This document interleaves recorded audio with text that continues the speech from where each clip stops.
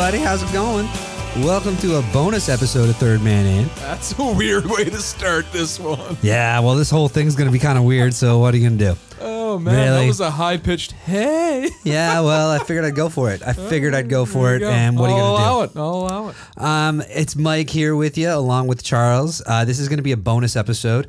This is something that kind of is a little bit fun. It's not counted as it's still brought to you by Head Check Health, of course. You're going to get your regular content this week, so everybody relax. You've already gotten your regular content this week at this whatever. point. Because we're recording this. This is one of those situations where we weren't 100% sure because of scheduling and stuff if TR was going to make it this week. And luckily he did, and we had a great episode with him and Jason Padalin. And that came out on Tuesday, but me and Charles had decided what we were going to do in the event that he couldn't do it, and we threw up a shit ton of polls on Twitter at 3MI Podcast, and we decided that we were going to just take a bunch of stories from throughout the year in hockey, pair them off, and then have you guys pick which one you wanted to hear us talk about. And so that's what we're doing as a bonus episode, because it was going to be the regular episode, but luckily TR was able to make it, and which was great. Everybody voted, so we got to do this anyway. Yeah, and that was it. It's like we had commitment to the bit. We had so many people kind of weigh in and vote that we decided we were going to do this as a bonus episode after TR had to step away. And so this one is just me and Charles. So there's a bunch of you who probably already turned this off, so thanks. But I'll say this to keep you sticking around. We're going to reveal something very big at the end of this episode. I'm not allowed to use a certain nickname. It's banned. We have taken Charles's free speech. Yeah, it's gone. Into this one and have I'm no longer allowed to make or use nicknames, and now they're being assigned to me. So stick around to find out what I'm allowed to call the hockey franchise in Carolina. I think that was one of the options. I think, yeah, who was Carolina's hockey franchise? So what we're going to do is also, because I don't know if you guys have noticed from listening to the 3-hour episode we put up 2 days ago, we're a little long-winded. And so what we've got happening here is we got 12 of these plus a bonus, and we're playing the lottery. Yeah. And so what we have set up is we're going to do 5-minute timers for each topic, and then at the end of each one we're going to hear this sound, and then we're going to move on. And if somebody kind of like stomps out something and makes a really great point and we decide we just want to finish it off, goal horn will come into play. Goal horn or old Wabash Mines train. You be the. Yeah, it kind of has a sound of a train going by. Yeah. But so the first one, let's just get into it. Yeah, and so the first one that we have up was and the way every one of these tweets was structured is this week, while literally everyone else is looking ahead to the playoffs, we'll be looking back on the year that was. Which of these do you think was the bigger story in hockey this year? And so we put up a bunch of those, and the first one we're going to look at wasn't the first in order in which they went up, because I opened a bunch of tabs on Safari, and I'm just going to go through these left to right in the order in which the tabs were opened, which I think is mostly reverse of the order they went up. I did pitch all of these questions to you in chronologicality, so it was kind of like they started with the preseason with one, and then we're going all over the place here. All right, we'll allow it. I will say this first one before you start the timer. I'm glad that people voted the way they did. I did a little gerrymandering for this one because I really wanted to talk about the winner. Okay, so, and here we go. I'm going to start the clock on Bunch of Jerks versus Gritty Mania. And we are started, and hopefully this timer app that I just downloaded to do this in big bold letters is going to help us. And I just killed 5 seconds, so take that. Oh my God. So obviously the two stories were the storm surge and being referred to as a bunch of jerks and how they kind of were divisive in hockey, or Gritty Mania and how everybody went nuts for Gritty. And at a 56% margin, Gritty Mania won. Obviously. And it fucking should. Yeah. Gritty's incredible. Gritty is so great for the game of hockey. And I mean, arguably, you can say both these things are. Every now, to quote the Big Lebowski, there's a dude, there's a man, there's a dude for his time, man. I fucked up that quote, but anyway, Gritty came along, and because of it, we get to see hockey be a little bit more outrageous and fun. And I enjoy that because what's the point? I understand that mascots are real for kids. Wait, what? Yeah, they're real. I meant to say they're really there for the children. Okay. Oh, really there? Okay. Yeah. All However, right. it's very fun to see a giant orange, as he was described on Twitter to us recently, Yuppie's cracked out cousin, just terrorizing everything. And with this Gritty Mania comes, I am so excited for Gritty Mania to jump the shark like we know he has to. Everything that's great sticks around for too long until we all hate it and eat it alive. Oh, I don't know. And I'm excited for that even. I think it might take a couple years. Yeah. I honestly think the reason I love Gritty so much is I honestly think next year the Flyers are going to travel with them. Yeah. I think Gritty goes on the road. You think- I think Gritty, if there was a mascot that was a seal in the NHL, I think Gritty's going to club him. Like there is nothing off the board here. You know what? I honestly think you're right. I think that's the only way they step up Gritty is if they like start traveling with him. But I mean, it started as just they released the image of Gritty, and everyone was like, "Is this a fucking joke? Like, is this really like did this?" And it wasn't until you saw Gritty in action and you realized Gritty was as fucking bonkers as he looks that it just they leaned in. I think someone was smart and leaned in because the first appearance he made, he fell down twice, and that's all anybody could talk about. They're like, "Oh, we've got to make this guy insane." Yeah, and I think like the look and the googly eyes and all those things kind of like had Gritty set up a certain way, and then the way crowds reacted to him, and the way the internet reacted to him, and the way fucking John Oliver reacted to him, and all those things that kind of brought him into the mainstream before the Flyers played a game this year. Can't wait until he goes too far. Like I think Gritty's going to burn a picture of the Pope or something. I don't know, man. I think at this get him point on Saturday Night Live. More than Let's anything else, I think at this point I'm just mostly shocked that Gritty didn't play in net for the Flyers this year. It's like the only fucking thing he didn't do. And I mean, in all fairness, he's like the only person they didn't get to play in net. Hit the goal button there. All right, let's go. All right, so with a minute left on that one. Oh wow! Actually, 2 minutes left. We only got there's a minute 49 on the clock still. And I think I shut that down. No, we're probably going to see Gritty play goal next season. I think, well, you also saw goalie, like if that's the case and Gritty's a goalie, then we saw a goalie fight because there was that like little kid who came out and chased Gritty, and Gritty just like threw him over his shoulder, carried him off the ice. The kid was wearing the Hextall number too. I know, is a nice but touch. the question is like, where is that kid now? Like, is there like a basement in the Flyers arena where there's just like Gritty like brings children? Like it's just like it wouldn't shock me to know that there's like some sort of dungeon lair in which Gritty lives. But with anything that is, I guess, shock tactics is what I'm going to call Gritty. Like 100%. Yeah, with anything, there comes a time where it takes it too far and it gets eaten alive. And I'm excited for that. Yeah. I don't want to be like, watch the world burn kind of guy. But I am literally excited for that. Like, I think, does he take the helmet off of another mascot? I don't know. I think it's just really fascinating to me that some guy went into a room at a marketing firm in Philadelphia and said, "Okay, guys, here's a pitch. What if the Philly Fanatic was just like really into meth?" Like, it's like, okay, imagine the Philly Fanatic or Yuppie in Montreal, and just imagine them if they lived in Florida, and that's what Gritty is. I'm really sad that they didn't make the playoffs because I feel Gritty would have had a playoff beard and it would have been Gritty. I mean, and that's the thing. I think it would have looked good. I just hope that the Flyers get into the playoffs before Gritty jumps the shark. Oh no, it's coming. I'm saying it's coming. And then he doesn't make it. Oh, I know that's unfortunate.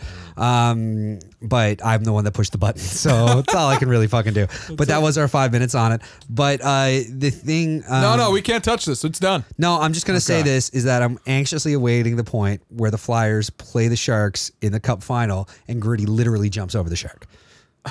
That's gonna be the thing that happens. All right. And now let's start the clock on our next one.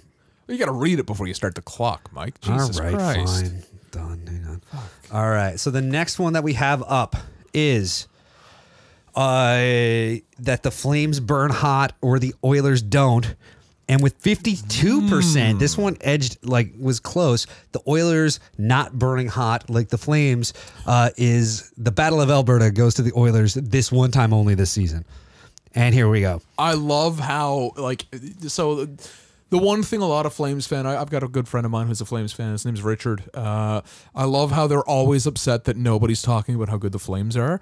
And it comes to the point that when we put, like, hey, what do you want us to talk about? How good the Flames are out of nowhere, or just how bad. Like, something we've seen year after year, and people are still like, oh, you got to do the Oilers. You got to do the Oilers. And the thing about the Oilers is, like, it'll come up again later in one of the other polls. Oh, no, in one of the other polls it comes up. Oh, does it? Okay, and next year. But, I mean, we're going to have this conversation year after year after year. But it's just, like, and this is one I threw up on Twitter the other day through the 3MI account.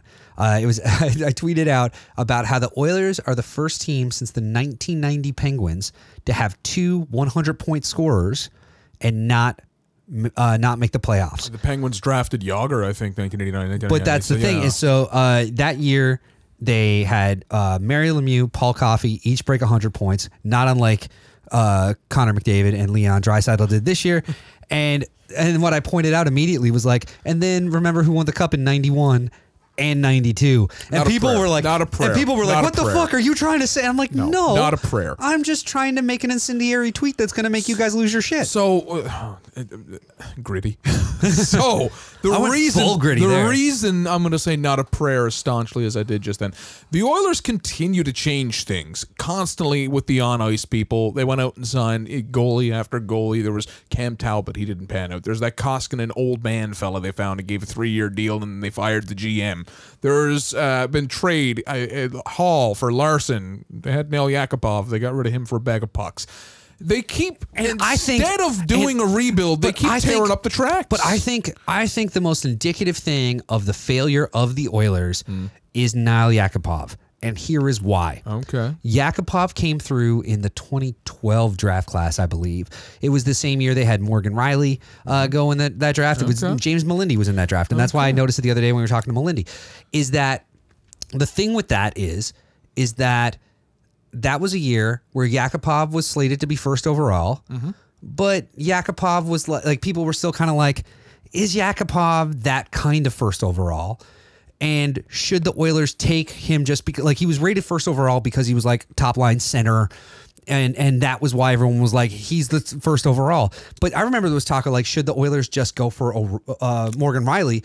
Because a defenseman would have made sense, yeah. Or better yet, flip the pick and trade it in order to get somebody who's a little bit older on defense or a little bit older as a goaltender, a little bit more established, and bring someone like that in, as opposed to the Oilers thing where they just, for fucking 9 fucking years in a row, they drafted first overall like top center. A 7-year hindsight is a hell of a drug there, Mike. Like, you can look back 7 years. No, but I said it then. Yeah, I was saying that watching that draft, it's like, why aren't they just trading this fucking pick? I will tell you what's going to happen in Oilerland. The same thing that always happens in Oilerland until they gut that fucking front office from top to bottom.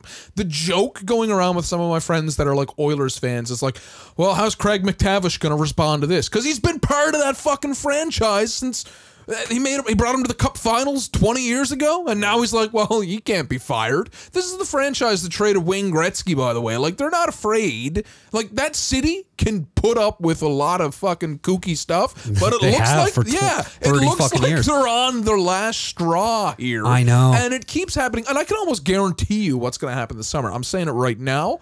They're gonna trade Ryan Nugent-Hopkins. He's gonna get moved for a defenseman. I somehow hope. Are they gonna extend Lucic?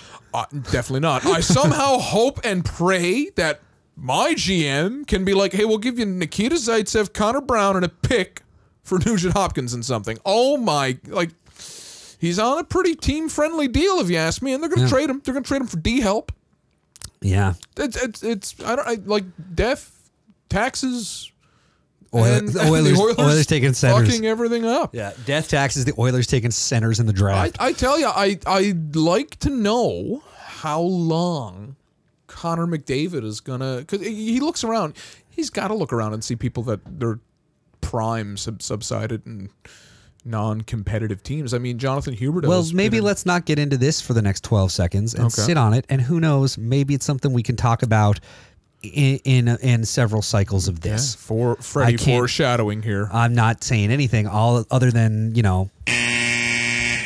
All right, let's move on. We're into the next one now. And this one is whether or not we wanted to talk about how the Habs question mark success or the Bolts domination. The Bolts domination won this with a 64% margin, which makes sense, especially seeing as the Habs success means they're going to miss the playoffs. Yeah. But who expected this Bolts team to be this Bolts team?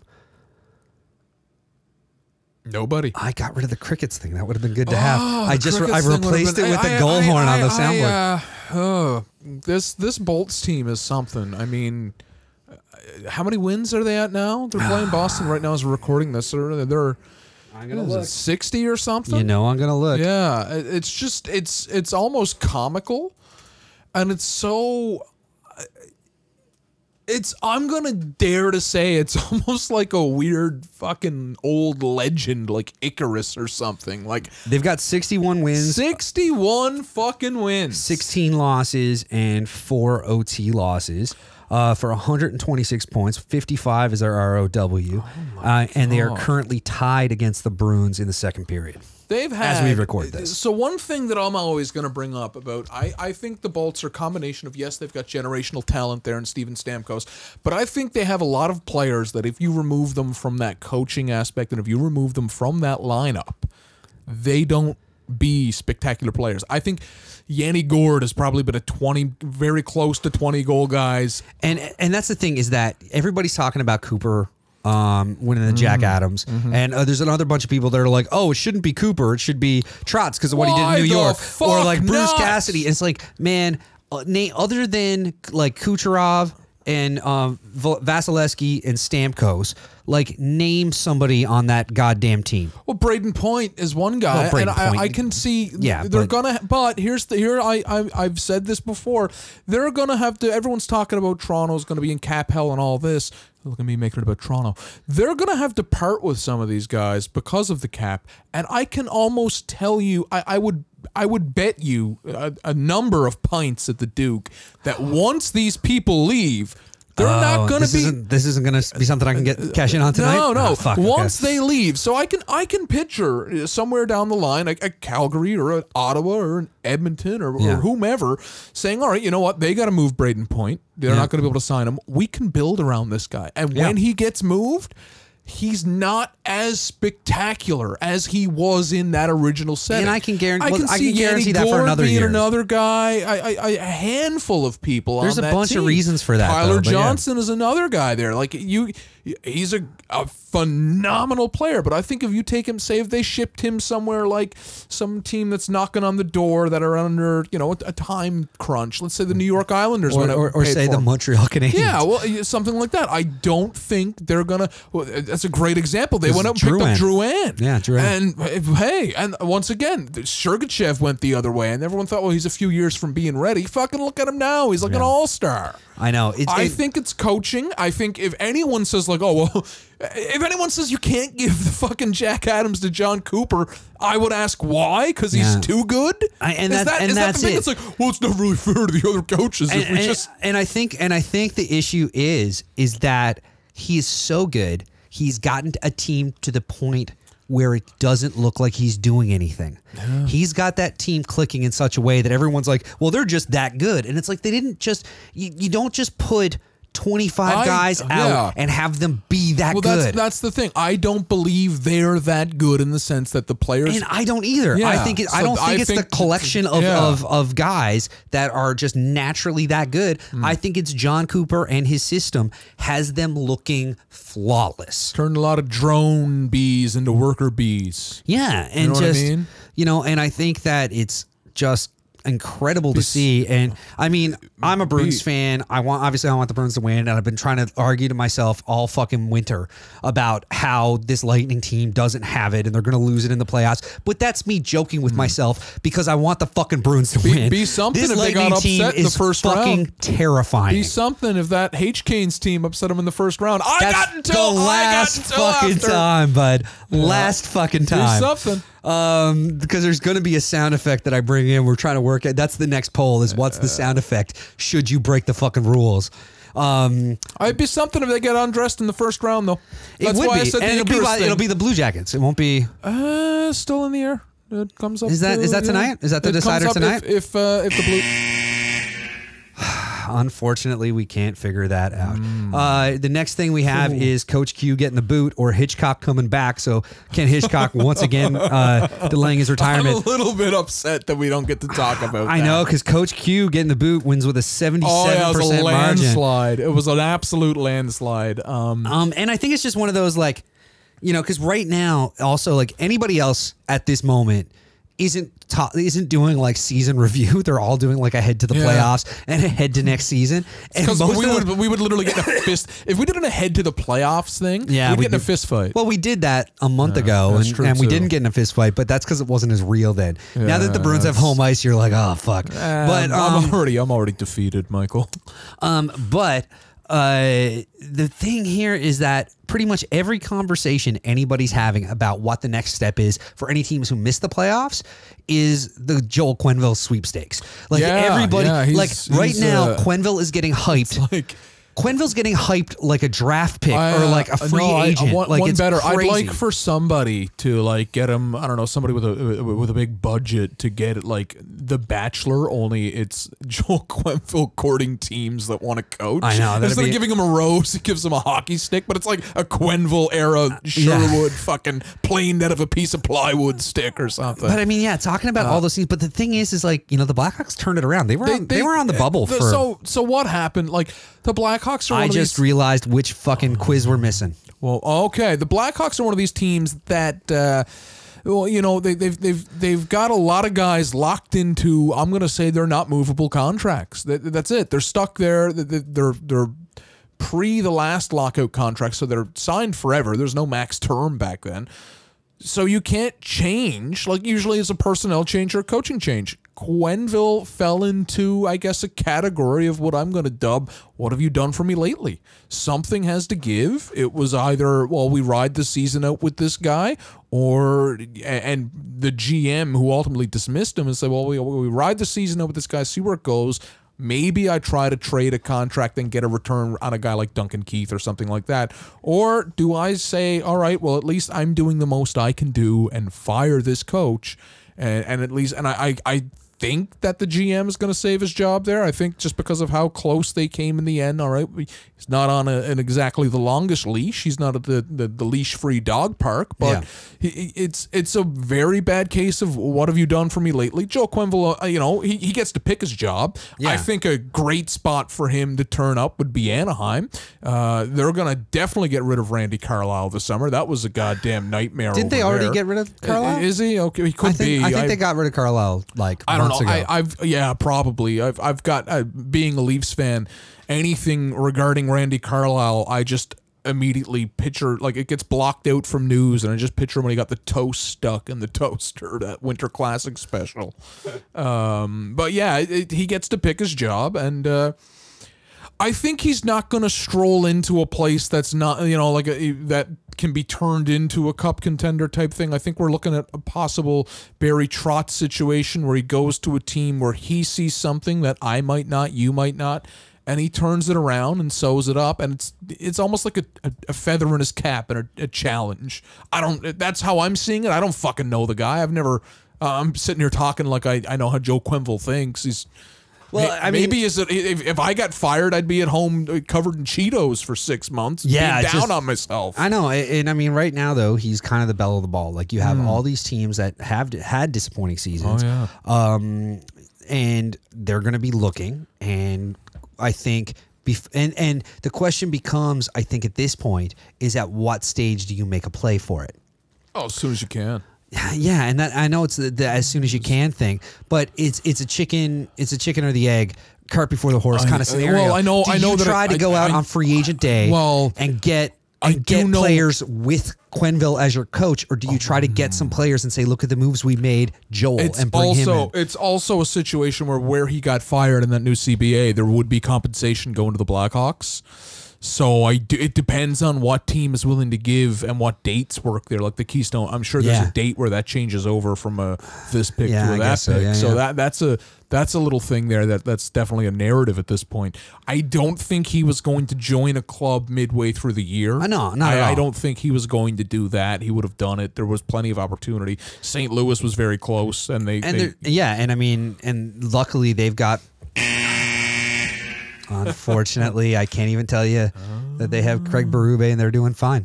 And you just did. But they haven't re-signed Berube yet. Like he's still technically Fun like interim name to say. Berube. So next up we have Paul Byron's fight versus Tom Wilson's suspension, and we've talked about Paul Byron's fight a lot At length over the last 2 episodes. So luckily, Tom Wilson's suspension won this one. So let's get into that for a few minutes here. 21 games originally. It was 21 games, and I think it was shortened to 10. It was the one time in a last little while that I've seen not only what looked to be like a career killer of a suspension, it was one of the longest ones since they finally got Matt Cook. When they got Matt Cook, it was almost like I expected the player safety video to resemble when Bush came out and was like, "Ladies and gentlemen, we got him." Mission accomplished. Banner behind Gary Bettman. Oh no! Like when they found Saddam that time, I expected to be a "we got him" because they were after Matt Cook for a long time. I think it was a 24 gamer for Cook. Well, Rafi Torres, because we were talking about that the last episode. 41. I looked it up. Oh yeah, it was a 41 game suspension, half a year. The crazy thing about the Wilson suspension is, well, one, it was very much like that. It was a we got him. He is the very definition of not just a repeat offender, a serial offender. Because a repeat offender is like, well, okay, he's got a couple of bad stick infractions, a couple of a stomping incident on there, maybe there's a knee on knee. Tom Wilson's suspendable acts are all the same. He's going high every time. He's going to try to take your peg off. So it's a serial offender. However, the one thing that I'm going to say about this that I noticed is, one, I thought it was really, really steep. I think the ceiling of like, okay, yeah, it was a terrible hit. I would have thought a statement would have been 12 to 15 games. Yeah. If it was 12 to 15 games, that appeal doesn't come through and he gets the full brunt. Because the appeal came through, it's down to 10 games. Yes, he didn't get in trouble anymore this season. The playoffs are right around the corner. I fully expect him to, once again, he plays on that line. So I'm expecting him to cross it very early in the playoffs. Yeah, no, it's going to happen. And hurt someone. He's going to, like, I would imagine that Tom Wilson is going to get I think he's going to miss games in this postseason for a suspension. 100%. However, I do think that, okay, since the 21 gamer got appealed, does that mean the next, if the play is of the same caliber, of the same danger, is the next one also a 21 gamer by default? That's what, to put it in perspective, one thing that people don't talk about when suspensions happen and these dirty plays happen, had the 21 games had that been stayed put, and everyone said, well, he's a dirtbag, why'd he appeal and all that, he'd have been playing the remaining season free. The way his tax structure and all that thing, what he would have forfeited in those 21 games was what he makes this year. Wow. Yeah, he would have been essentially playing for his signing bonus, I believe. I read this on The Athletic. Had the appeal not gone through and been down to 10 games, granted, it's still a very large chunk of what he takes home. But at the end, if it was 21 games, the way that comes out of their pay, he was playing for peanuts, essentially. Wow. I didn't realize that's, that... I'm sure there would have been situations, would have changed. Something would have helped him out. I'm pretty sure they wouldn't, you know what I mean? But I have to stop short. I would have hypotheticalized they would have cheated the cap situation somehow. Yeah. I don't think Tom Wilson would have, been having yard sales and shit. But that was one of the interesting things on that with the appeals. But I'm just wondering, once again, he plays on that edge. Like everyone, aside from fucking RoboCop stopping this guy, he's gonna keep doing this. So, what does the next one look like? Is all I think. And unfortunately, who does he get? Who? Because of that appeal and going through and him always straddling that line. Like the one thing people forget about Matt Cook is after the Savard incident, he worked at lengths to change his game. Yeah. I don't see that from Tom. I think it's almost like each one is a chip on the shoulder of Tom Wilson, especially the way the media in Washington handles it, the way their fans handle it. I feel bad for the guy that, and once again, I got all the time in the world for stuff boiling over, all of that. However, when you're going around headhunting, especially what he was like in the playoffs last year, I don't have a lot of respect for a guy that jumps and leaps and targets the head. And comes up. He comes up. He comes up every time. I understand that one of my favorite players of all time is Chris Pronger. Anyone will tell you Chris Pronger is one of the dirtiest. He's one of the dirtiest. Yeah. I don't think he's targeting. He's leaping and he's sticking out on people's skulls. I've never seen it. Yeah. He probably underneath his butt end, there's probably like a prison shank. He'd cut a guy if they let him away with it. Yeah, he'll fuck gut you. Yeah, he'd blade you like pro wrestling if he was in the fucking crease. He'd get away with it. And unfortunately, we got to move on, even though that's very much true. So we're gonna do this one, and then we're gonna hear from our sponsor, Head Check Health. But with this one, it came down between Bob and Bread wanting out of Columbus, and then the Blue Jackets instead loading up. And the Blue Jackets loading up got 72% of the vote. And I think that this one's interesting, mainly because it worked. Yeah, this would have been, so it's a Saturday. It's a Saturday. It is exactly 4:13. And last night at around 10 after 10 Newfoundland time, I'd say actually no, 10 to 11. When did I text you? Fuck. Yeah, that would be the official time of death of the Duchesne curse. The Duchesne curse has died. I don't agree with that. They made the playoffs. That's it. I really wanted it to come down to tonight's game and the Ottawa Senators playing against Columbus. It was 11-24. 11-24. Okay, well, that's the time of death of the Duchesne curse. And the Montreal Canadiens season. I think it is, for that GM in Columbus, I don't have the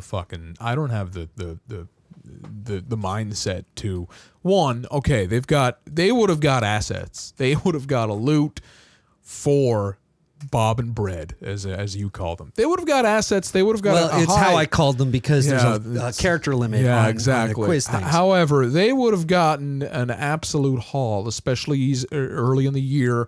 They waited the entire year. They're gonna lose them both for nothing.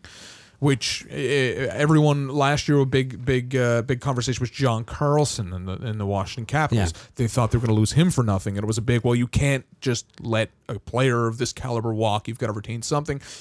Ultimately, they came to a deal like 2 days before the free agent window. But if they don't win last night and if they miss the playoffs, it's a man signing his own fucking walking papers in Columbus. I don't know that. 100%. 100. You mortgage the future like that.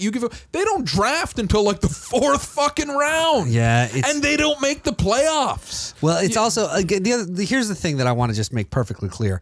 I couldn't decide who I wanted to like. I knew I wanted the Rangers to win last night, and I wanted it to come down to tonight. Okay. I couldn't tell you who I wanted to win tonight. Oh, okay. I mean, like in the sense that like I wanted both to lose. I don't know. I've seen too many. I wanted both to lose, and then Columbus just squeak in on the fucking tiebreak. Yeah, but I've seen too many Bad News Bears movies to cheer. I guess I would have cheered for. It's almost like the Bears make it to the world, whatever the Little League World Series is, and then the Ottawa Senators counterparts. So the guy that like they lost their pitcher because he was bullied or something joins the Bad News Bears, but somehow the bad team still wins. Yeah, I think I don't know. I grew up like loving Roddy Piper, so I think part of me would have loved that.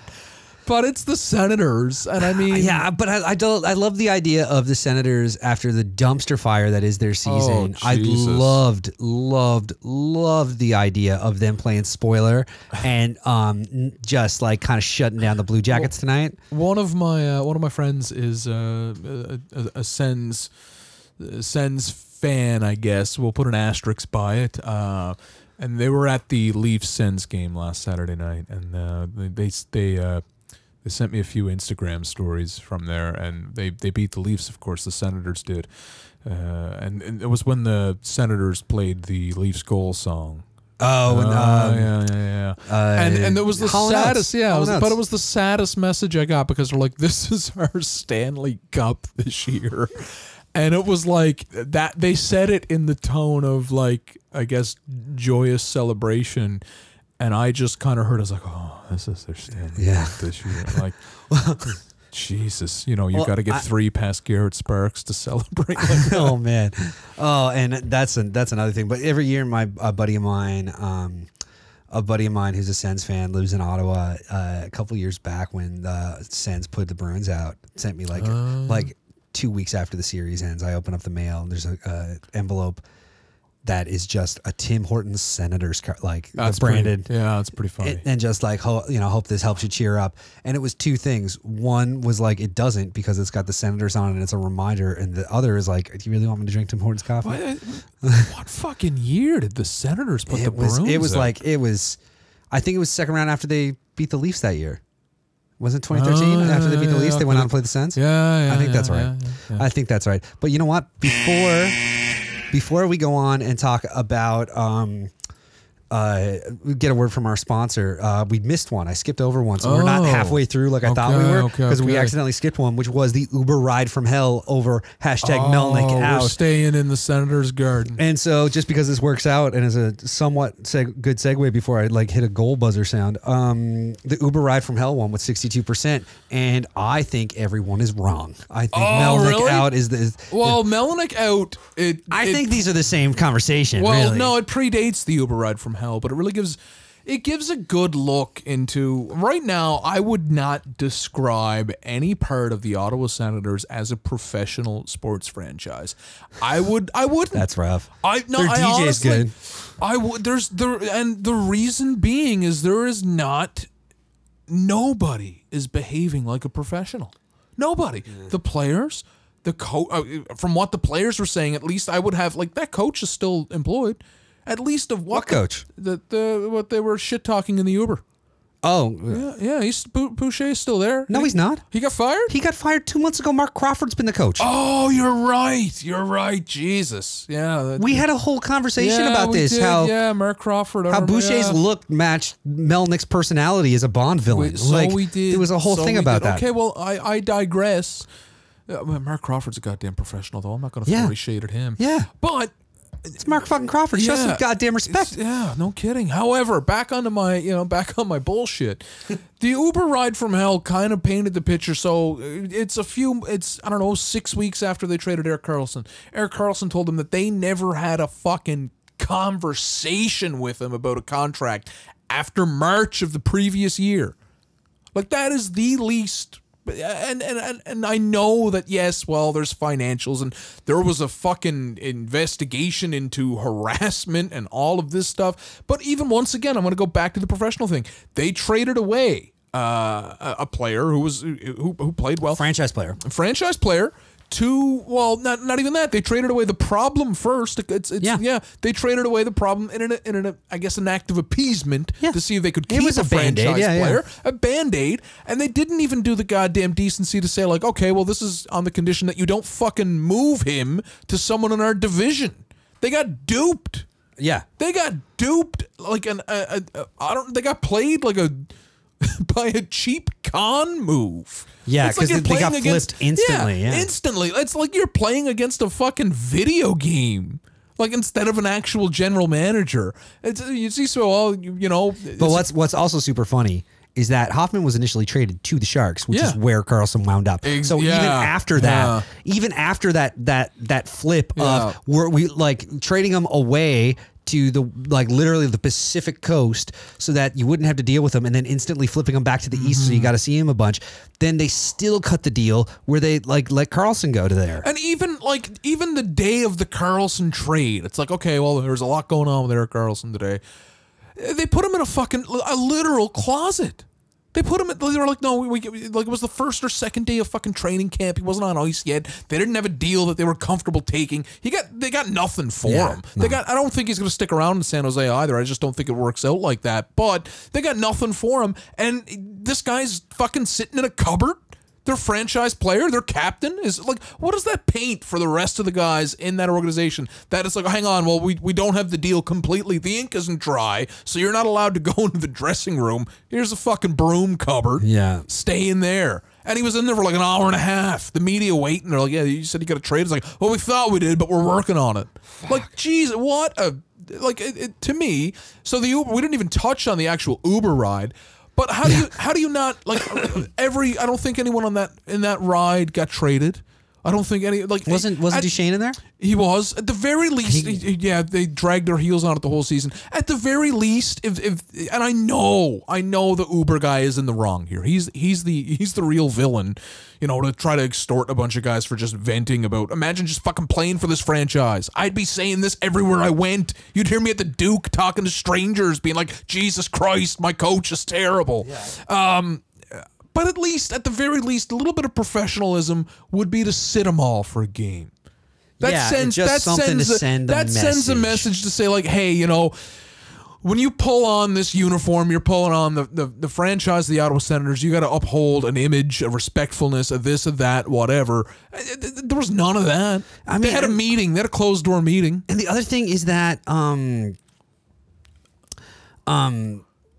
yeah, it's just like looking at, I hauled up some stuff on the thing, and like the fact of the matter is that, yeah, these guys, like, they're in, and we skip, so I'm pausing this. I'm going long on this fucker. Oh, no, we can't hang on. Doing it. Don't care. Oh, no, don't care. I'm a man of the rules. All I'm going to say here is that, yeah, like, these guys are in a city. They know that it's a hockey town. It's not like they're playing wherever, like, you know, it's not like they're playing in some market where no one gives a fuck and no one knows who they are.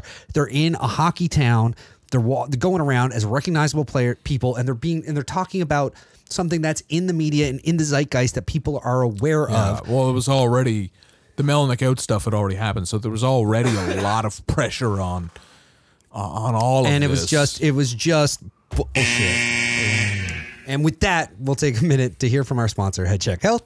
And then we're going to come back and get into some more of the biggest stories of the year as voted on by you, the people. Concussions are serious business. Concussions and post-concussion syndrome had a huge effect on my career. Whether you're a player, a concerned parent, a coach, a risk manager, or an executive, they're a major area of concern. HeadCheck Health has developed software and services that improve the way concussions are assessed, tracked, and managed at all levels of sport. Their goal is to create a safer environment of play by giving better tools to the individuals responsible for documenting and assessing concussions and providing better data to administrators to make real health and safety improvements. HeadCheck currently works with organizations across the country like the Canadian Junior Hockey League, BC Hockey, Rugby Ontario, the Western Lacrosse Association, and more to advance their concussion management practices. If you're interested in learning more how HeadCheck can help your team or organization, please visit headcheckhealth.com or email info@headcheckhealth.com. That's headcheckhealth.com or info@headcheckhealth.com, and tell them TR sent you.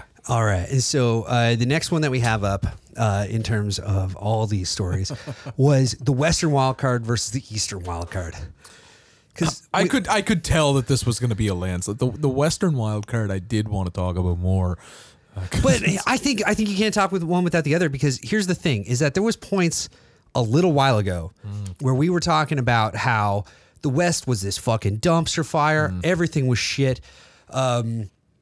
Give their fucking last two spots to the East, you know, whatever. That was my idea. That was your idea. I kept lobbying for that. But here's the thing, is that at the end of the day, the West had the better race. When it came down to it, the East, by the time like this rolls around, the Habs, I think, have 10 points on the 10th place team. So it came down to a 3-horse race in the East, which certainly was fun. But the West actually had, up until like a couple days ago, had 5 or 6 teams still in the hunt. I think the East Coast, the Eastern Conference, I won't call it the East Coast because that's a league that we've got here. Hello, Growlers. Congratulations on the playoff clinch. Looking forward to taking in a few games.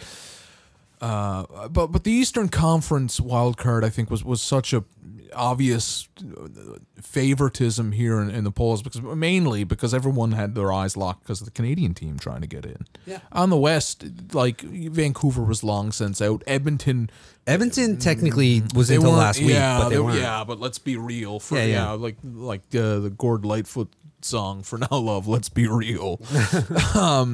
The Habs came down, and it was very well fought. But not only that, it was a lot of flip-flopping on how the matchups would be. I know just like a week ago on Monday, there was the possibility that if Toronto's losing skid kept going and the Habs didn't drop 2 games, they could have moved up and played Boston in the first round. Yeah. That could have came down to tonight. Yeah. So the East, to say it wasn't a close race. It was a dramatic race. It was More a than anything, dramatic race. I'm just disappointed. I think everyone is. I think everyone is disappointed besides the small selective people in Columbus. And by the time anybody hears this, we're not only past the Saturday night game that, as of right now, we're excited and looking forward to, because it's Bob Cole's last game, and unfortunately, as I stated to you last night in the text, nothing is happening.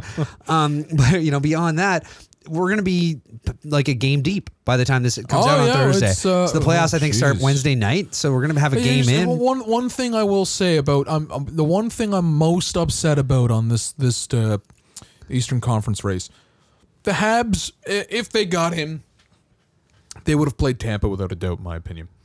If they'd got in, that would have been a wild series. Well, they fucking gave it to Tampa the other night. I know, but not only that, it would have really prevented. We're gonna if it's Tampa and Columbus 110%, we're gonna have to deal with. I think Columbus is the most favorited afternoon playoff game series, and I can't stand that. I think to have a team as good as Tampa, as dominating as Tampa, playing playoff hockey in the afternoons, which is going to happen, especially maybe if it's Carolina, the H-Canes, it doesn't happen. Yeah. But when it's Columbus, I can guarantee at least if this goes to 7 somehow, by the grace of God, for some reason there'll be at least 2 games played in the afternoon, most likely on Sundays, and I think that's to me is a sign of just a bad fucking playoff series. Well, it's just also just like a market thing, right? And it's just unfortunate that, like it's true. Like the Bruins Leafs is a primetime matchup. You don't think the Penguins Capitals is going to be a primetime matchup? It's Penguins and Islanders, actually. It's Penguins Islanders. Yeah, okay. That's got afternoon hockey written all over it for a different reason. They want Sidney Crosby on in the middle of a Sunday afternoon, or whatever. I just think the reason I wanted this race to end up differently is because I obviously wanted the Habs making it for a couple of selfish reasons. In my mind, I feel that if the league makes more money, the cap goes up. The cap goes up, it's better for the Leafs. However, I also feel that it's nice to have a Canadian team on every night in the playoffs. Yeah. I think you would have had the Tuesdays. The playoffs start Wednesday. Wednesday night game would have been the Habs. Thursday night would have been the Leafs. Leafs and Bruins take Saturdays. The Habs, all of that. They probably would have given the 2-game break. That's likely going to happen because of the West anyway, but it's going to be later games. But Jesus, I've got a day job. I can't stay up watching the Calgary Flames until 3 a.m. every fucking night. Well, why not? It's the fucking playoffs, man. You make it happen because it's the cup. Calgary. Hashtag because it's the cup. Calgary doesn't do it. Hashtag because it's the cup. Maybe if they wore those retro unis the whole playoffs. Okay, good. They announced they're wearing those the whole time through. Bring the same thing. The Hurricanes are wearing the black ones. The Hurricanes. The who? The Hurricanes. The H-Canes. The Hurricane. I got time. I got time, buddy. I'm son of a bitch. I got the H-Canes. Man. Oh, just get ready because I'm gonna skip ahead soon. Oh man. Oh, you'd best not. So the next one up on our list was Ovechkin hitting 50 goals again, or Kucherov just destroying the points race. As of right now, this is the only thing Kucherov has lost all fucking year. It's 55 for Ovechkin, over 45% for Kucherov, and I think, I got to actually check because right now it is, fuck. It was 3-2 when I looked last time. Oh, what it is now 4-2 for Tampa Bay over the Bruins. Did Kucherov got anything? He probably got a lot. That's what I'm going to check. It's because you check that. Right, I'm going to talk about Ovi. Okay, you do that. So one thing going into this year, it was Elliot Friedman that brought up. As of right now, Kucherov has 127. Or no, sorry, I got to check assists. So going into this year, Elliot Friedman brought up in his 30 Thoughts that it wouldn't be unheard of if Ovechkin had a long career, longer than normal that we've seen now, and held on and only declined a little bit. He could pass Gretzky in goals. And when I read that, I thought it was the most ludicrous, insane thing. I was like, well, this man is clearly ready for hockey season to start because this is a reach. Midway through, I think midway through January, we had Newfoundland actor Mark O'Brien on the show. He brought it back up. Yep. Ovi was already 30 in then. Yeah. And he had brought it back up. And he said, he'd only have to play. And this was the thing. It's like he'd only have to get 30 for another 8 years, and he'd be within grasp. If 8 years is a long time, especially with the decline. However, he'd only have to get 30. He's got 50 this year.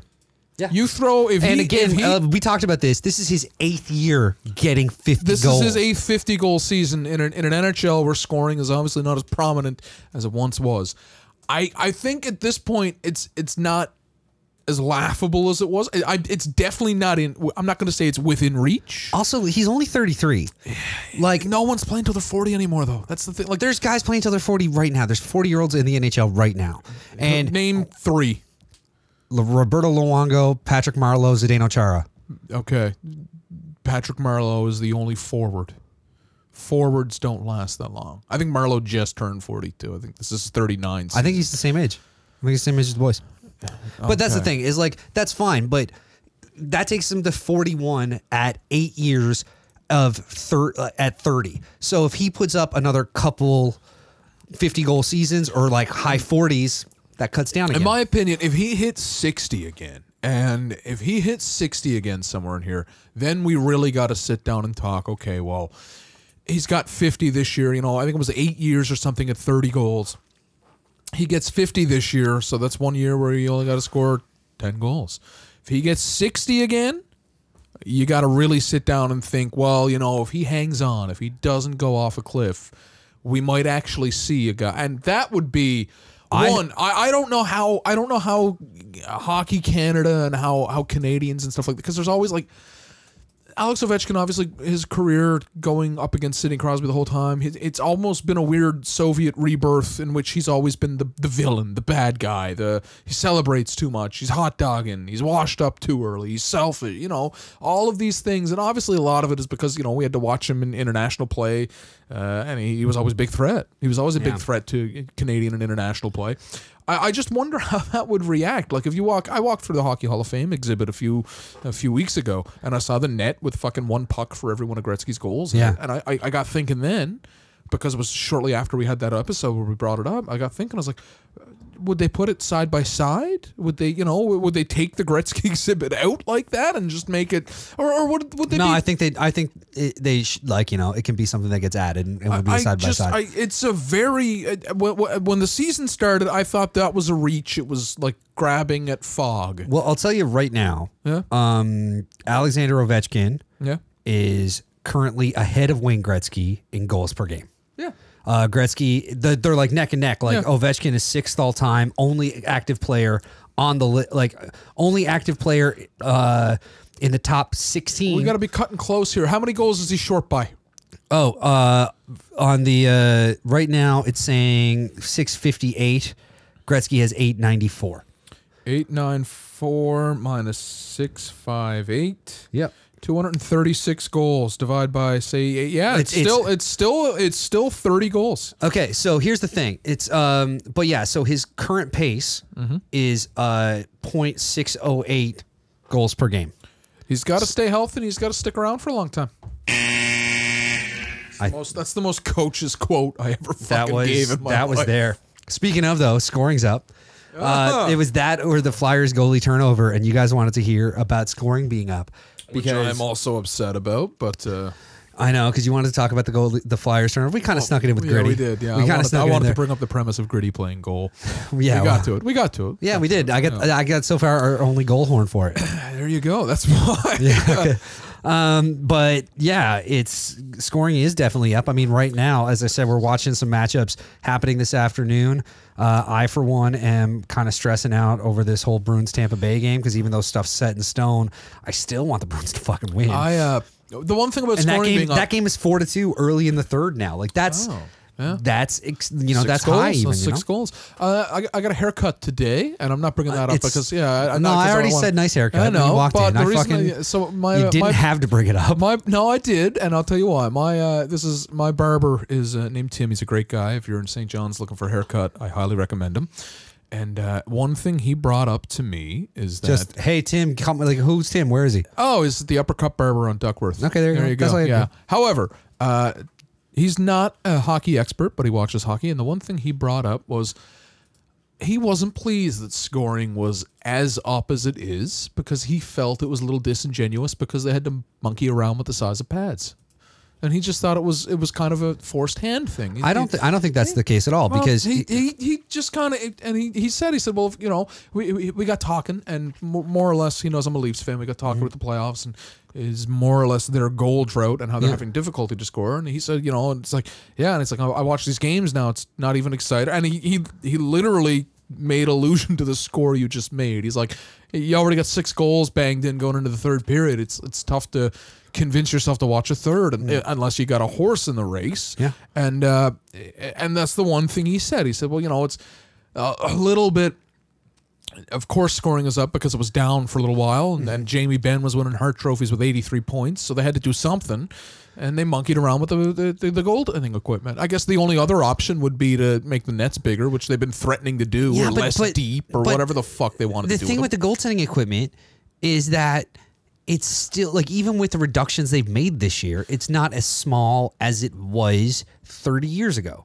Well, yeah, but look how high goal scoring was 30 years ago. You had Exactly, Robbie Brown banging 49. But that's the thing, is if you're gonna make the excuse that scoring is up because they're making pads smaller, the whole point's moot. If you're saying, like, well, you can't match those numbers because the pads were so small. Well, no, but you can't fucking do that. The goal, like, athleticism is up in the league compared to 30 years ago too, especially in goalies. They're much more. You didn't have. Well, you the had a lot of butterfly guys didn't exist. Yeah, exactly. It changed You everything. definitely didn't have fellas who were pushing off on one leg and fucking diving across the entire net like that. You just didn't have it. Ben Bishop, if he flops to his butterfly, pretty much covers post to post. Yeah, exactly. So You know? I just think yes, scoring is up because there was a fucking meeting where they sat around with a lot of people and said, we've got to get scoring up. It's not any, in my opinion, it's not anymore. And there's, you know, research and development camp will back that up.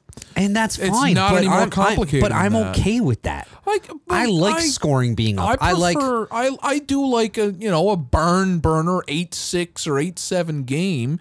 But I'm a person who, if I go to a hockey game, even if it's my team, I like to see them taking shots for 2 periods. I like to see. I watch the defensive side of the game. So if you've ever watched, So you're just fucking boring, man. If you ever watched a Leafs game with me, you would know that I'm a defensive guy because I scream a lot when they're in their own zone. You're not a defenseman. You're just a shitty skater. So You know that's me too well. That's no, that's quite a true. post from Beer League Talk that got posted in a group. I mean, I can hardly skate. But anyway, like, my whole argument is, like, I don't care if it's, you know, like, yeah, watching goals is fun.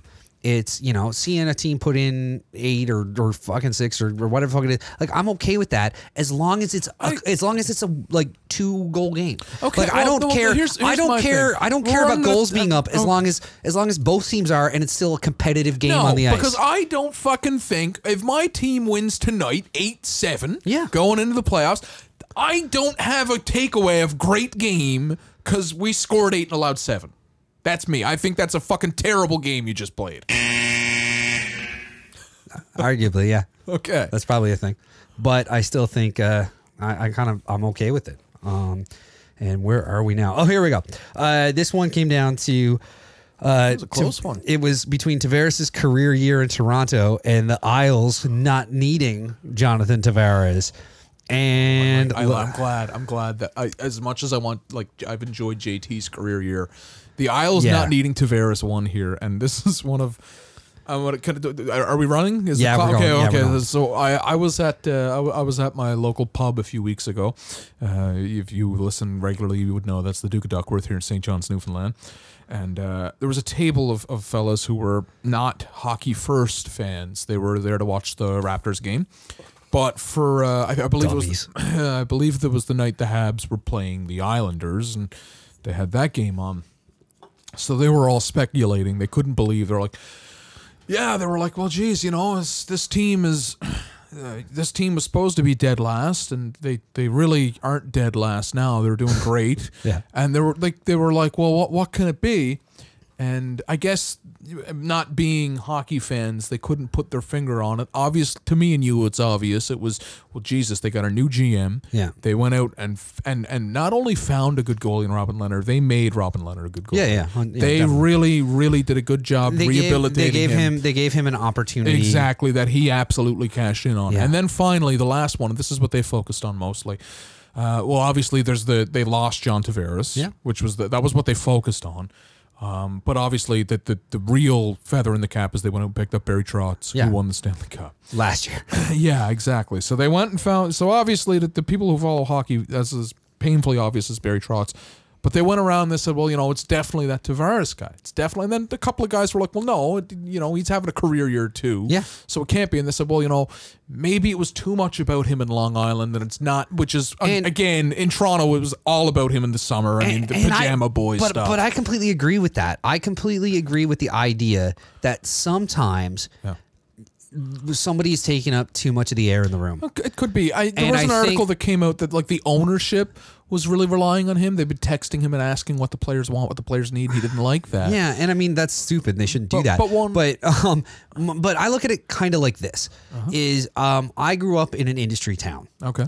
Right. So did I. Yeah. So I grew up in an industry town where for probably the last 15 years I lived there was this looming dark cloud that industry was going to leave that town.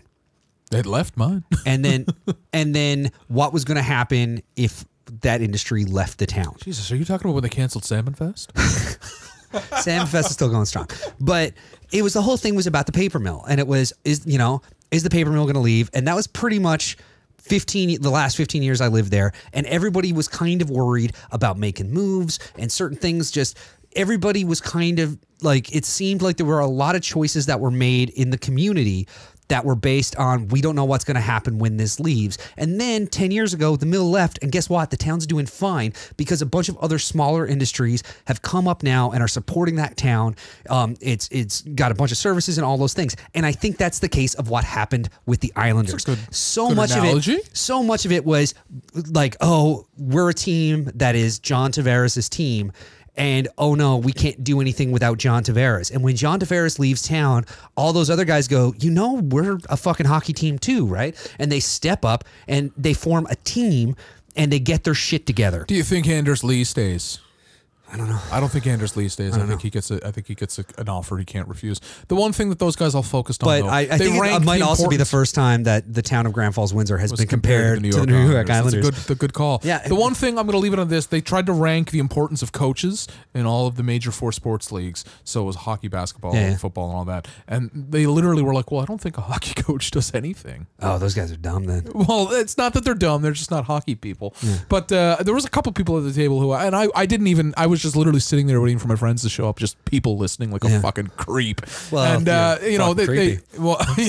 but they were like, well, they had it ranked, I think, baseball because it's a manager, but on the opposite thing, each fucking position in baseball is a coach. Yeah. Too. No, but a manager. Football. I like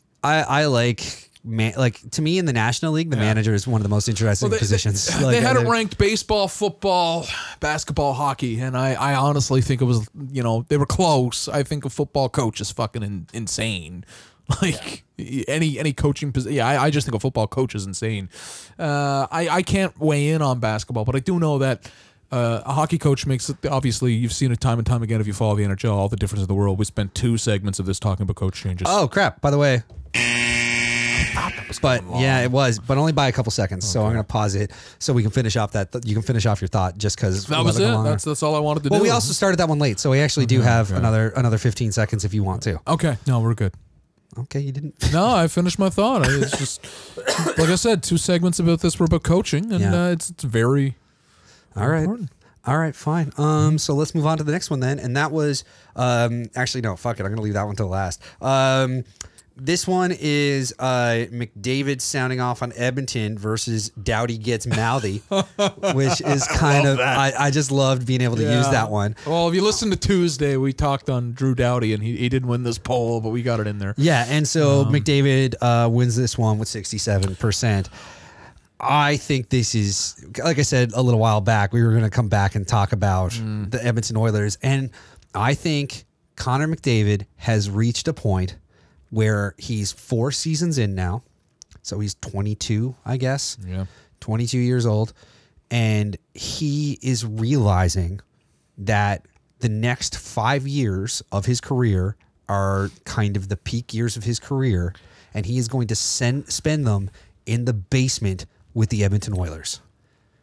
I think this next year coming up is make or break. I think this next year coming up is either the one where there's looking. I think there's a lot of change going to happen this summer at Edmonton, to the point where I read. I think I brought Good up for you. I think I brought up Elliot Friedman's name at least 3 times this episode. Yeah. But one thing he had mentioned again, and he's one of those hockey writers that I really, when he writes something, I read it, and when he says something, I listen to it. One thing he alluded to is that not only are Edmonton taking their time with this GM search, they're even asking like league officials to be like, hey, is there anyone that's out of work that you would recommend? Yeah. That's how, because I think if Connor McDavid gets traded out of or demands a trade out of the Edmonton Oilers, it's not just a team issue, it's a league issue. Yeah. I think it really is. It's seismic. And I don't. And I think it's because the tempo and the climate and the culture of hockey has changed. Because you think back to like the Gretzky trade and what the Gretzky trade was. That's why it becomes a league issue, in my opinion. But I think the bigger thing then is that we're at a point where, like, look at a Sidney Crosby, where Crosby came in and was that franchise player, that generational franchise talent that came in and is the franchise player for the Penguins, and he's won 3 cups with them, and he's turned them around, and he's made them a perennial contender. They're the 13th straight year they're in the playoffs, and that's all fucking fantastic. But the fact of the matter is Connor McDavid is supposed to be that same fucking player. Yeah, I'm not saying the league gets involved to say, like, you can't do this. You can't. I'm saying right now they're setting him up for a reference. You know, who do you would you use this guy as a fucking job reference? Is what I meant by the league getting involved. However, we haven't seen this before. We haven't seen. So we've seen the Sidney Crosby. We've seen the Alex Ovechkin. We haven't seen that. Not just a great talent,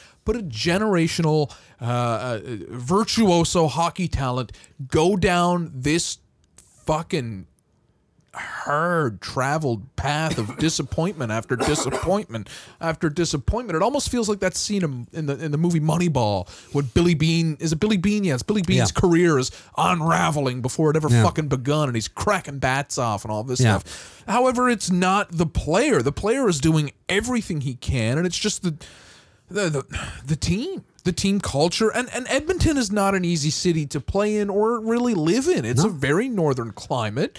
It's far away from everywhere. Like it's your travel far away. is travel. Far, so I mean, it's heavy. And the other thing is that I think it's only Edmonton, Winnipeg, Calgary, and Colorado. And I think that are all in that same time zone. And I know. Everybody else is in a different time zone when you travel. It's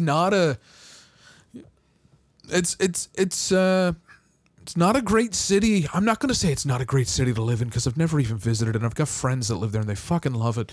But if you've got all of the shark bite of a Toronto when everything's going wrong in the media and all of that, and you've got a harsh winter climate, and you've got just a longer travel schedule than any other team, and you've got a front office that is just fucking really struggling. I'm not going to say boneheaded. I wouldn't be able to run a fucking hockey franchise. But you really got to think, if you're this generational talent and this virtuoso, you're on a short leash at this. And that's as big as a blow-up as we've ever gotten from McDavid. Yeah. And it wasn't even a blow-up. It was like a defeated sigh. He just looks so sad. He's starting to age like William H. Macy, for Christ's sake. I mean, we've all seen the memes. Yeah, it's just... And the thing is that, you're seeing this kid who is just an incredible talent. We haven't seen the script. The script is not supposed to go like this. It's supposed to be he lifts the cup at 22. Not like, well, Jesus, you've only been in the playoffs once. Has he even won a playoff game? He won a series. They won a series? The one time they made it to the playoffs, they got to the second round. Okay. All right. And that was the tide's turning, everything's great, and now they missed the playoffs the next 2 years. And so that's the thing about them, is that I feel like we are likely not as many pieces away in Edmonton as I don't think they're going to raise a cup in the next year, but I think they're back. They could get back in the playoffs next year, and I think there's a couple key pieces that they need for that. And I think that those pieces are. Oh, sorry, can't explain it to you. There we go. You're not getting hired. What a cop out! I saw him looking at the clock. No, it was. It's just that situation where.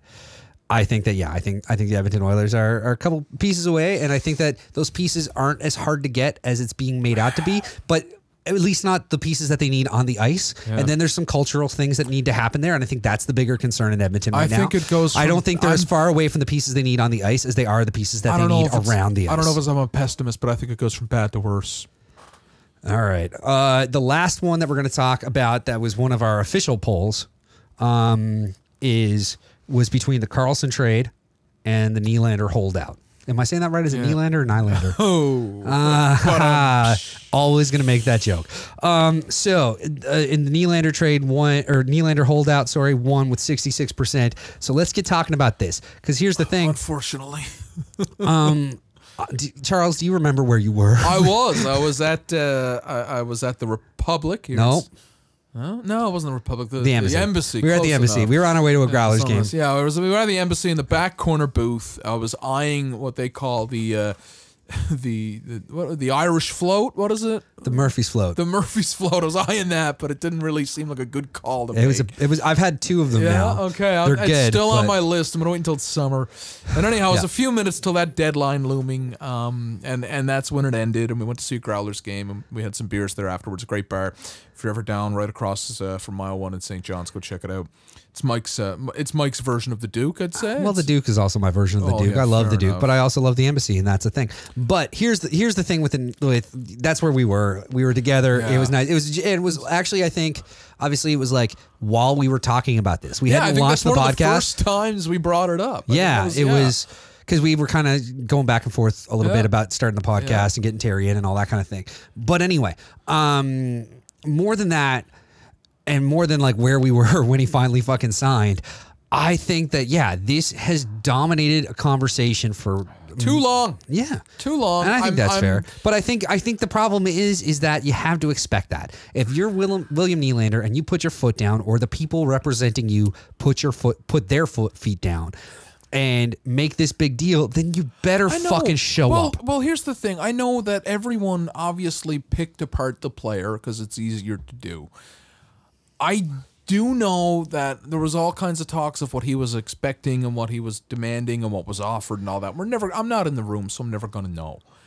I also, one thing I will know is that with the letter of the CBA and the situation that the Toronto Maple Leafs are in, the team friendliest option was making him wait because of how the cap hits are structured.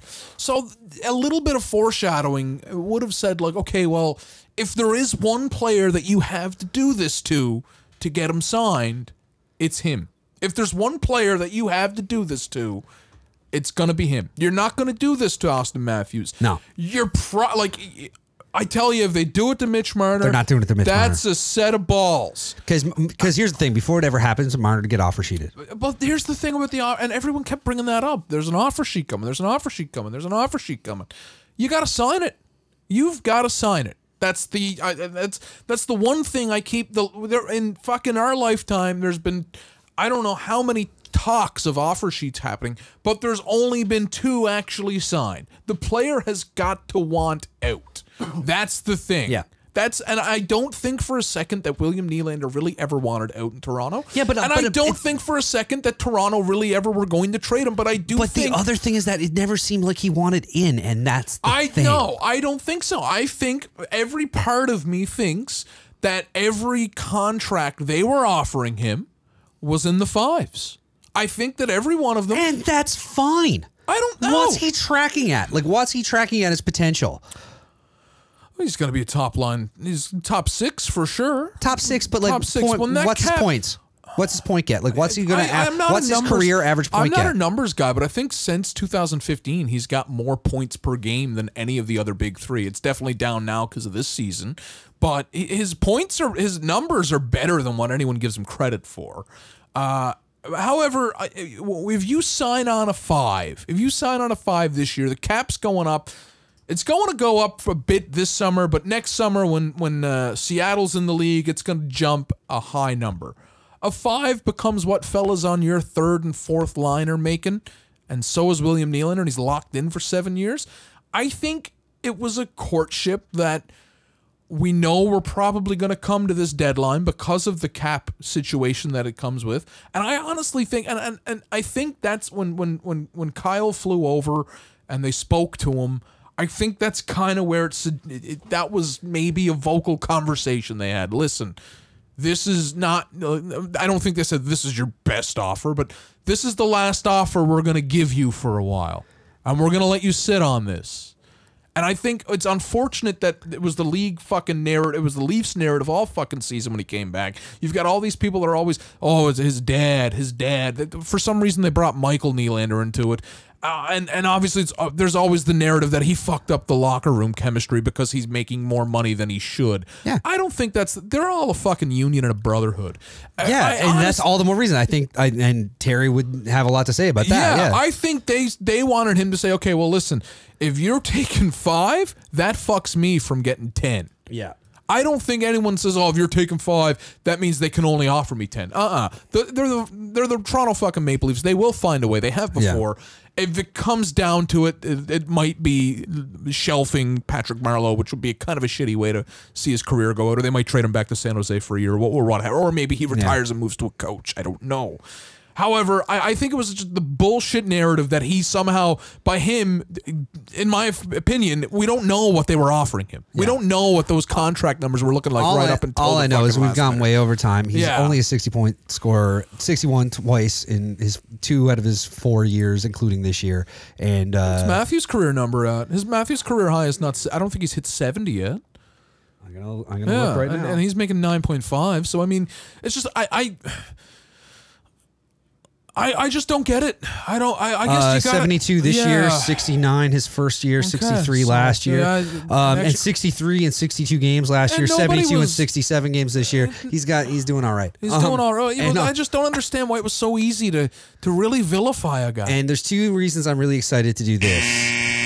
One is it means that we're done talking about William Nylander and his fucking holdout forever. I'm never going to bring it up. I hope nobody ever brings it up again. I hope I don't ever read a fucking Facebook comment about Willie's money or anything like that again. The other thing I'm really excited about is that we ran a bonus poll because it was determined that Charles is no longer allowed to say H. Canes because I hate it. Can I tell you where this comes from? Can I give the background of the H. Canes? Okay. All right, I've got 2 really close friends, Zach Power and Tyler Breton. I don't think they listen, so they can't be that close friends, so fuck them. Well, why the fuck are you name dropping them if they're not even listening? I don't care. But anyway, well, if you want to give me shit for using the H. Canes, give them shit. Look them up. They're on Facebook. It's not like I'm just going to throw out John Barrow's name because he's constantly like, why don't you mention me on the podcast? Oh, yikes. You leaned into that one, didn't you? Yeah. Anyhow, there's 2 nicknames that I absolutely... I kept saying that, stop that. That's not going to happen. That's not going to stop making that. Number 1 is H. Canes. Number 2, that's going to be the last time I say it. That's actually the least worst one. The second one is Tyler is a Dallas Stars fan. He calls the Stars the S-Rats. That's how you say Stars backwards. The S-Rats. Okay. On that note, there were 4 options for what Charles, now that we've decided that Charles could never call them the H. Canes again. The options we gave people to choose as to what he would now call the team is the Relocated Whalers Club. Which I really wish had won. It came close. Carolina's hockey team. The Canes, without the H, just the Canes. We're walking a tightrope there. Or a bunch of jerks. And that's the landslide from what I'm looking at here. Really, this was a 3-horse race. A bunch of jerks won with 50% of the vote. The Canes came in second at 26%. And Relocated Whalers Club was 21%. So close. This had some debate, though, all the same. There was a couple people, Katie Caldwell, who has been a big supporter of the show. She said, "I vote we revoke the ban and H. Kane stays." And then I got a little bit upset about that and hit caps lock as I replied, "You're not helping. You're also outnumbered." But there's been a couple people who are like, "Yeah, H. Kane's maybe no, it's gone. I'm trying to remember. A couple of people have and now we call them a bunch of jerks. Yeah, a bunch of jerks. I'll call them the Canes all I want. Okay. You have to call them a bunch of jerks. There's a couple people I want to bring up. Nasher is one of them on Twitter. He always picks up on whenever I used to use that old nickname for the bunch of jerks, and just telling me to cut it out. There's my good buddy Benson. He'd send a text that was almost cringy whenever he'd hear it. Yeah. So I'm sure he'll be relieved to be listening to this. It's all over. They're a bunch of jerks. So there's It's a bunch of fellas that are glad to know I'm going to be calling them a bunch of jerks. Yeah, and we're all very happy about it. And that was kind of it for our big poll. We went through 12 of those, 12 or 13 of those, plus the bonus. What are we clocking at here? This must have been... It's not too bad right now. We're hour 20, which is kind of late for us. Yeah, which is why there's 2 honorable mentions that I want to bring up. Things that we talked about putting in a poll and we didn't. One was one of them was everything that went on with the women's hockey this past week. Oh yeah. That was something we decided to kind of stick to NHL storylines, but that was arguably one in that the CWHL folded. The NWHL got a top up because the NHL makes an annual investment of $50,000 in each league. They announced when the CWHL folded that they would continue that same investment in women's hockey, but now the full $100,000 was going to be going to the one league. With that also came the announcement that the NWHL was going to be expanding into 2 of the former CWHL markets. And so Toronto and Montreal. Montreal. For those who aren't aware of the 2 Canadian cities. And I'm hoping that Calgary gets in soon. The Inferno won their championship this year against Montreal. And I'm hoping that they get back in that league soon. But the bigger thing, I think, is that I think this is a good step. As much as it sucks that the league folds, I think them having one league is the best. A merger. A merger would have been ideal, but having it happen this way, and in my opinion, I still think it's kind of a merger. One folds, and then it's only folded for a day until they take on 2 franchises. I don't think they were going to take on every franchise all at once. No. A lot of people, and I'll say this, a lot of people are like, well, the NHL hasn't upped the ante on anything. I think they will. I think it's a matter of time. However, the one thing I don't like about all of this is this adds the narrative that I know it's going to happen. So it's a shoestring budget.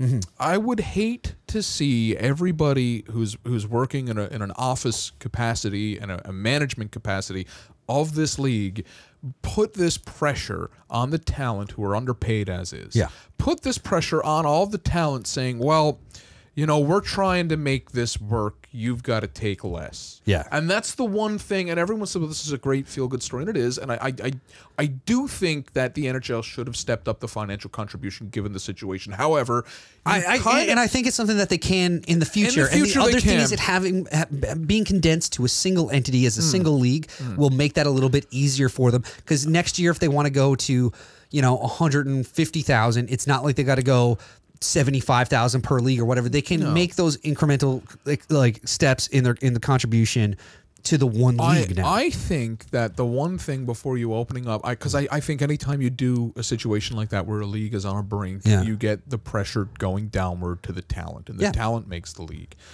Before you open up the checkbooks and give to the people that are running this league, you got to make sure that they're the right people running this league. Are they promoting this right? I'll tell you this much. They're not as active online as most sports leagues that you would know. Yeah. I know there's in America they have the NFL and they had the AAFL. Yeah, they were very active online, and I they folded recently. Yeah. No, but again, I think that the funnel that this creates is going to help all those things. I think after an assessment, I think there's going to be somebody. It's somebody's job controlling money that goes to that league of the NHL is going to watch this league and assess. Okay, maybe these are the people to run this league and rise it.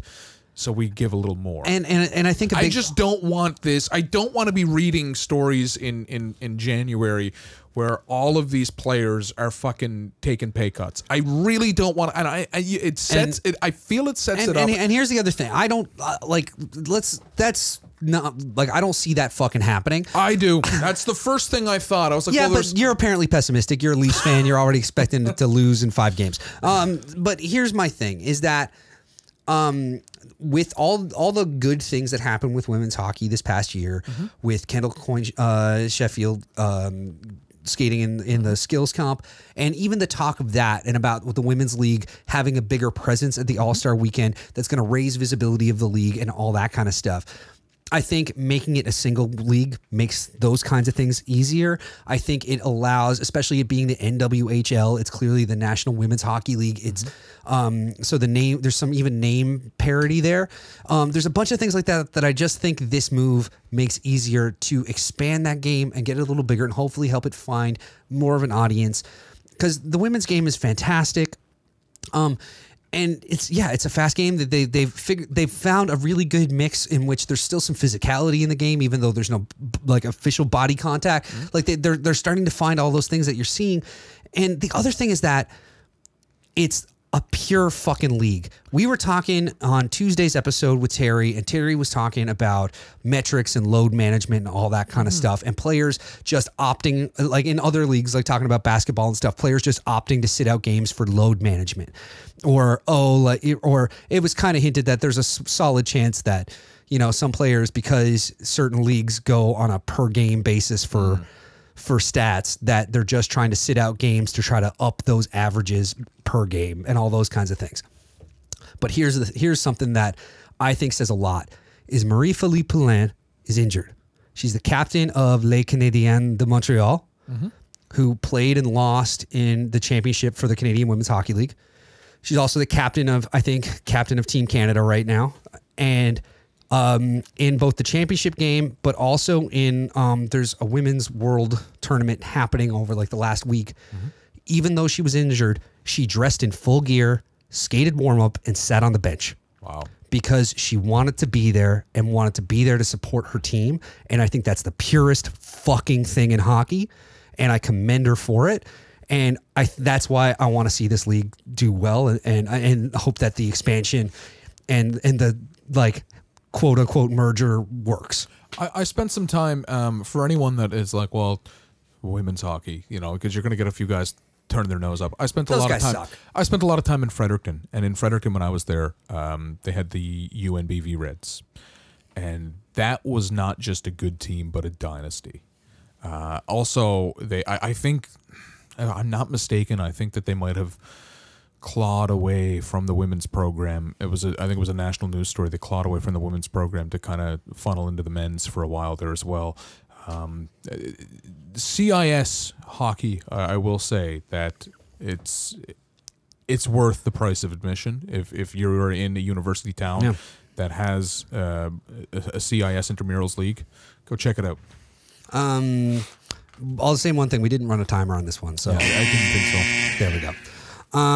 But the other story, there's 2 other ones that kind of, one came in really late. There's one you brought up at the lunch. I don't want to talk about that. You don't want to talk about it anymore? I don't want to talk. I don't want to talk about Brad Marchand's Twitter. Okay. Yeah, fuck Brad Marchand. I'm in playoff mode now. I don't want to talk about Brad Marchand. Well, I've talked about the Leafs a fucking bunch. All right, let's talk about Brad Marchand's Twitter. Well, it was just Twitter. that was the thing. It was Brad Marchand's Twitter, and Brad Marchand. And what I love about Brad Marchand's Twitter is that it feels like all the parts of his game that he's essentially he's cleaned up a lot of his game that we've seen. I mean, playoffs is a different animal, and he's a different animal during the playoffs. People. But during the regular season, he has been a bit of a different player than he has historically been known to be.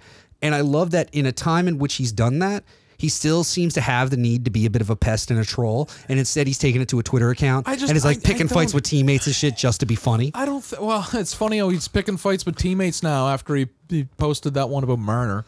It all stayed in house after that. I think somebody fucking spoke. No, he already had it going with Krug before that. Oh, okay. He tore it into fucking Hags, like Joe Haggerty. Like he took I saw that one. I love that he's doing that. I just still don't think. I still don't think the Marner thing is quite what you think it is, but it's still funny as fuck to me. The Haggerty one, like, I don't even think, like, a lot of them I don't really find. Some of the Torrey Krug imagery based ones I found funny.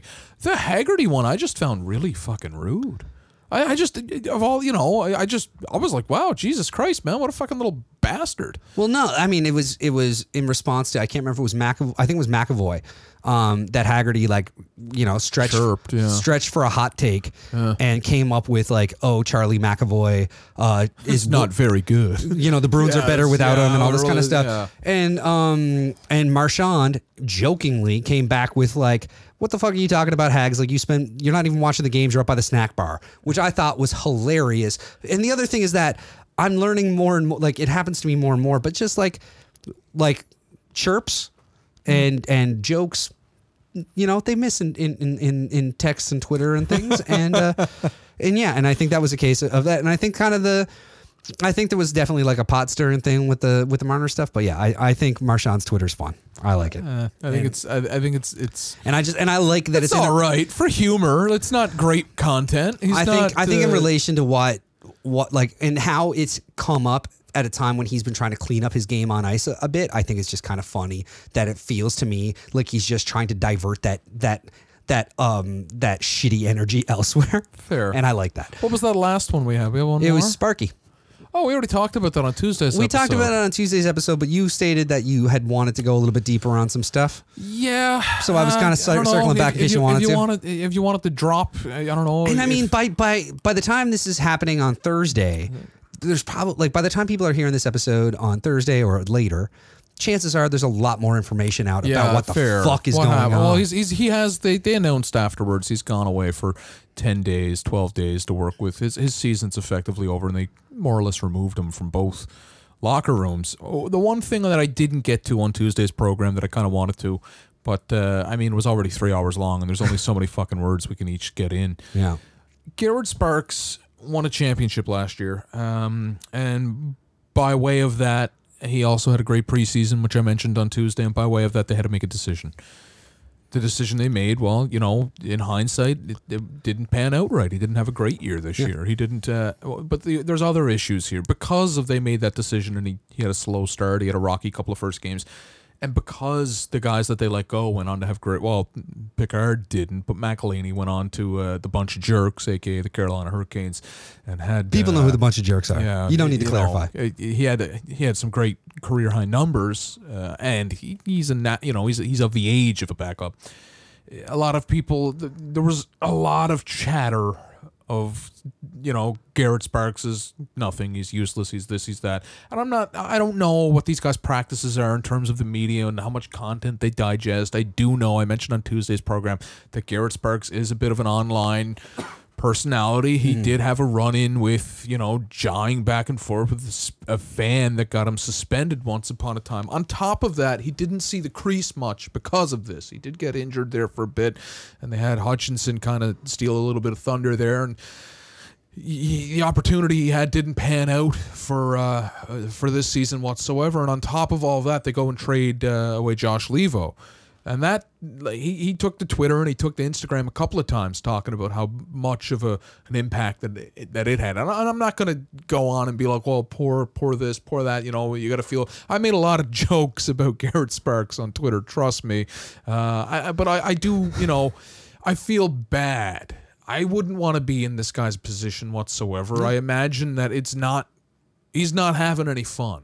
Regardless, I don't think he's feeling like himself. He's not having any fun. I think it's a very telling situation of the time that we live in which that, you know, this is something that is happening where it's like, okay, you know what, we got to get you away from the game. We got to get you away from. We got to make sure you take care of yourself. We're going to get you working with some people, whether it's coaching staff or if it's sports psychologists or whatever. I think that in itself is something the game didn't have 10, 12, even 7 years ago. So that's something. But I still think that the method in which it all happened, more so the fact that the reports are not even that his stuff was removed from his locker. It's that his locker was moved out of the fucking building. Yeah, it was. And that's the part to me that it's just... because it's not, and there's a Babcock quote, and I don't have it in front of me, but it's something like, we gave Garrett all the opportunities to kind of work through his stuff. We went back to that well a bunch, but now the team is way more important than any individual. Well, yeah, that was the last line is true. But he said, we believe in Sparky, is how he started. He said, we believe in Sparky, we believe he's a goalie, he can be, and then he wrapped it up with that. So and that to me is a little bit of that's the question mark in this scenario for me. We don't know. Maybe he asked for this. Maybe he said, you know what, do you guys? I don't. But the other thing is, like, is it on top of all the other things that it is of them moving him out to work with trainers and everything, and goalie coaching and possibly sports psychologists and all that stuff over the next little bit. 10 days is the assignment. Yeah. We're speculating a lot here. Like, it's we a lot are of high because we don't. Because again, know. as of right now, it's Saturday. This all happened on Friday. We don't know what's up. But to me, there's a big statement in them. Like I joked on the Tuesday episode. Like, they've redacted Sparks. Yeah. Like it's like. I wouldn't be shocked if you go onto like Hockey DB or Elite Prospects and there's just a black bar across his stat line. Like, it seems to me that they have just like gone out of their way to make this very conspicuous and just known. Like, Sparks isn't like, they might as well be fucking flashing signs saying Sparks is gone outside the fucking, what's it called now? It's not the Air Canada Center anymore, is it? It's Scotiabank. Scotiabank Arena. Scotiabank owns everything. It also could be that. It could also be a conversation that could have started, that could have, it might have been a coach or a GM or a personnel going, could have been Sparks. Are you okay? It could have been Sparks saying, I'm not okay. Yeah. What do you, it could have been a sit-down conversation. He could have said, I need this, or I think this is going to help me. Or it could have been, listen, what can we do to help this? And I like to think, it looks like they redacted him or whatever. Like I said, we're not there. I would like to think the conversation went that way. Two people sat down and it was said, okay, either, I need this, or, hey, what do you think this will help? I really hope he didn't show up and I hope he didn't show up to that fucking rink with his gear and garbage bags. Yeah. Well, that's all I'm going to say. I'm sure they gave him a fucking like bag. I don't know. Yeah, I once flew home to St. John's, and the Lee Valley team, the Philadelphia Phantoms, the Philadelphia Flyers farm team, the Lee Valley High Phantoms, or wherever they're from, were flying back, and it was early on in the season, and there were a couple of guys across from me, and they were talking about who do you get, whose bag did you get? So it turns out that AHL team gets all of the leftover NHLers gear. And anyhow, one of the guys, this is a handful of years ago, one of the guys was like, oh guys, you'll never guess who I got. He got Yager's back. No way. Oh, that's wicked. Yeah, and I was just kind of sitting there being like, yeah, okay. I was a season ticket holder for the Ice Caps at the time. So and you're like reaching through your pockets, like, okay, what do I have now to say I will give you everything in my pockets for Jaromir Jagr's gear? Oh yeah, he was excited too. He's like, guys, you're never gonna guess who that's wicked. Yeah. But on that, I think that's kind of all the different stuff we wanted to cover today. I think it's this is it the helps. last. We've been talking for like 5 fucking hours. Yeah, we did at this two. point. If you're just listening, we actually did a double here. We did 2 and 1. Yeah. I think I'll say this. I had this show made the hockey season a lot funner for me. It did for me too. I had a lot of, and I mean the Leafs. It's been the second half of the year. Yeah, but it's been a lot of fun. The Leafs were trying at best, but. Having this and having everybody that chimed in on Twitter and all of that stuff, I'm going to be a little more serious now that it's the playoffs.